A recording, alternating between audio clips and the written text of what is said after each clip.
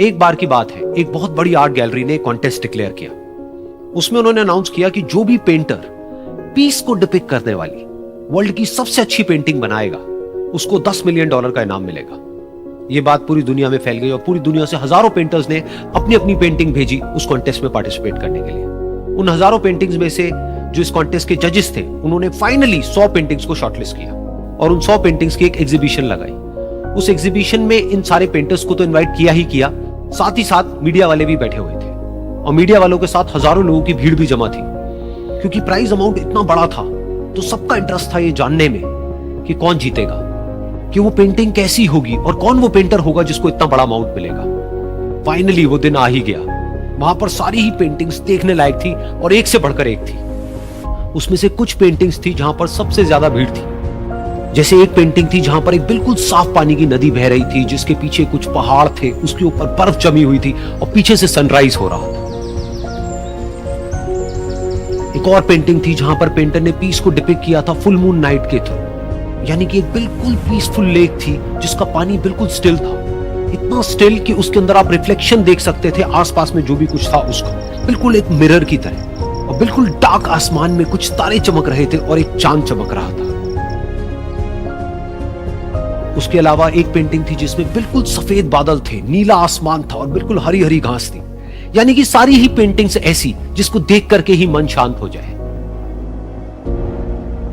तो कॉन्टेस्ट बहुत ही टफ था क्योंकि सारी पेंटिंग्स एक से बढ़कर एक थी, तो जजेस के लिए शॉर्टलिस्ट करना कि कौन सी पेंटिंग बेस्ट है, that was very very difficult. लेकिन वो मोमेंट आ ही गया जब जजेस ने अपना माइंड मेकअप कर लिया और एक पेंटिंग को इन सारी पेंटिंग्स में से सिलेक्ट कर लिया और उस पेंटिंग को एक बड़ी से कर्टेन के पीछे रख दिया।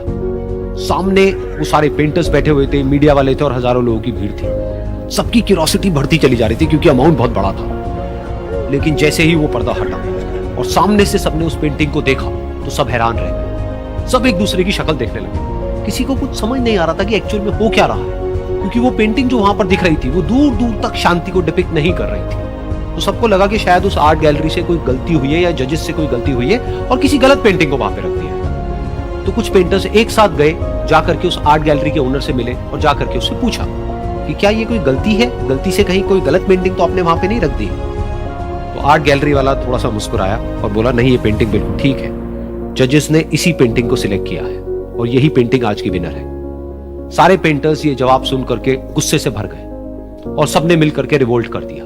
और ये देख करके सारे मीडिया वाले अपनी अपनी जगह से खड़े हुए और भागते हुए गए उस आर्ट गैलरी के ओनर के पास में और अपने अपने माइक्स उनके मुंह के आगे कर दिए। तो अगेन वो आर्ट गैलरी का जो ओनर था वो हल्का सा मुस्कुराया और उसने कहा कि मुझे कुछ बोलने से पहले एक बार इस पेंटिंग को आप लोग ध्यान से देखिए, थोड़ा पास से देखिए, शायद आपको कुछ ऐसा नजर आए जो दूर से नजर नहीं आ रहा है।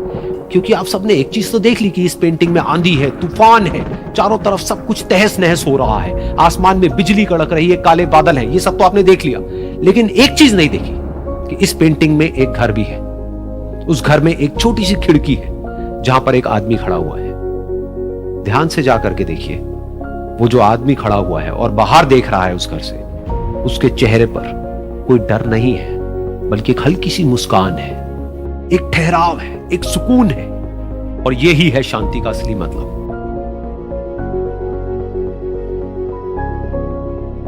यानी कि शांति का मतलब यह नहीं है कि हमारे बाहर सब कुछ शांत है और फिर हम शांत हैं, क्योंकि वो टेम्पररी है। असली शांति का मतलब यह है कि हमारे बाहर चाहे जो कुछ भी हो रहा हो, हम अंदर से पूरी तरह से शांत हैं, हमारा मन शांत है। क्योंकि जिसका मन शांत नहीं है उसको चाहे आप कितनी भी सुंदर से सुंदर जगह पर ले जाकर के बिठा दो, वो वहां पर भी जाकर के दुखी ही रहेगा। लेकिन दूसरी तरफ से जिसका मन शांत है, उसके बाहर चाहे कुछ भी हो रहा हो, चाहे मौसम कैसा भी हो, चाहे उसके आसपास में सब कुछ तहस नहस हो रहा हो, तूफान हो, लेकिन वो अंदर से बिल्कुल शांत रहेगा।